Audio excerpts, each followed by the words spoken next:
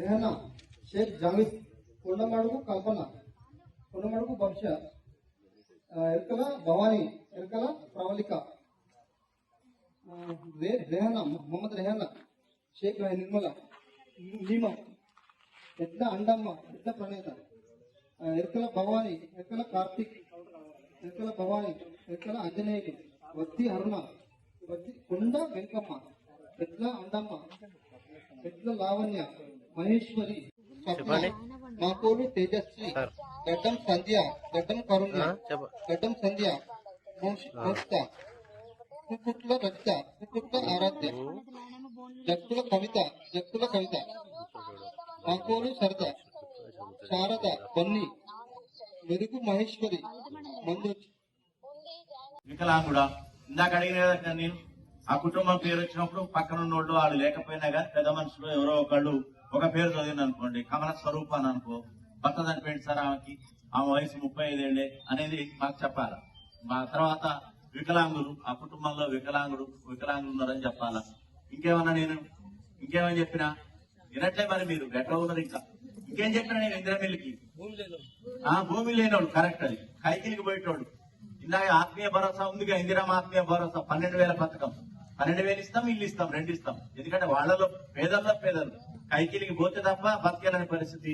అదేవిధంగా ఇటు ఇల్లు కూడా లేదు పరిస్థితి, కాబట్టి వాళ్ళకి ఆ ఇంట్లో కూడా ఇంటి ఇవ్వడానికి కూడా ప్రాధాన్యత వస్తుంది. మరి మిగతా వాళ్ళకి రద్దీ పడాల్సిన అవసరం లేదు. సో ఇవన్నీ మన ఊర్లో అయిపోయిన తర్వాత మిగతా ఎన్ని ఉన్నాయో ఈ ఫస్ట్ ఫేజ్ లోనే వస్తాయి. మిగతా కూడా ఈ లిస్ట్ ఇట్లనే ఉంటది, మీకు ఇల్లు వచ్చేదాకా ఈ లిస్ట్ ఇట్లనే ఉంటది. అంటే ఫేజ్ వైజ్ గా వస్తూనే ఉంటది తప్పితే వెయిటింగ్ లిస్ట్ అంటారు కదా, ఆ విధంగా వస్తూనే ఉంటుంది. దానికి పైరవి చేయక్కర్లే, మధ్య దళారీలు అవసరం లేదు, పైరవి కార్లు అవసరం లేదు, ఏం అవసరం లేదు, ఏం రద్దే లేదు. అర్థమైంది కదా.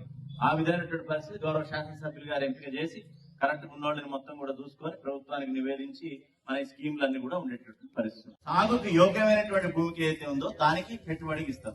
సాగుకి యోగ్యం కానటువంటి భూములకి రైతు భరోసా ఉండదు. కాబట్టి అందరికి వస్తుంది, వ్యవసాయం చేసేటటువంటి వ్యవసాయ యోగ్యమైనటువంటి భూమి అందరికి కూడా వస్తుంది. సో ఈ ఆ పేర్లు కూడా చదువుతాం మేము.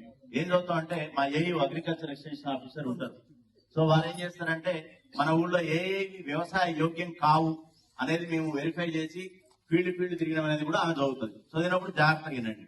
దాంట్లో కూడా లేదు సార్ మాది సాగుకి యోగ్యమే అని మీరు ఇస్తే, కాగితం ఇస్తే దాన్ని కూడా ఎంక్వైరీ చేసి రండి ప్లీజ్, దాన్ని కూడా మనం ఒకసారి వెరిఫై చేసి సాగుకు యోగ్యమైతే మనం దాన్ని కూడా మళ్ళొకసారి వెరిఫై చేస్తాం. దేంట్లో కూడా ఇవన్నీ కూడా చదివేవన్నీ కూడా ఫైనల్ కాదు. మళ్ళీ మీరేదైతే ఉంటుందో మీ క్లెయిమ్స్ అండ్ అబ్జెక్షన్స్, అభ్యంతరాలు, కొత్తగా చేరాలంటే మీరు పేరు చేరాలంటే అప్లికేషన్ ఇచ్చుకోవచ్చు.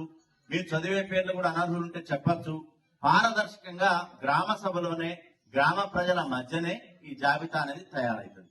సో దీనికి మీకు స్పష్టంగా ఏదో ఆ రూములలో కూర్చొని చేసేది కాదు. గ్రామ ప్రజల సమక్షంలో పేర్లన్నీ చదువుకుంటూ ప్రజాస్వామ్యబద్ధంగా పారదర్శకంగా అందరి ముందే చదివి మళ్ళీ ఏదో నాకు వస్తుందా నీకు వస్తుందా అనే పనులు లేకుండా మొత్తం కూడా ఓపెన్ గా మీ అందరికి కూడా, ఎందుకంటే మీకంటే నిర్ణేతలు ఎవరు లేరు.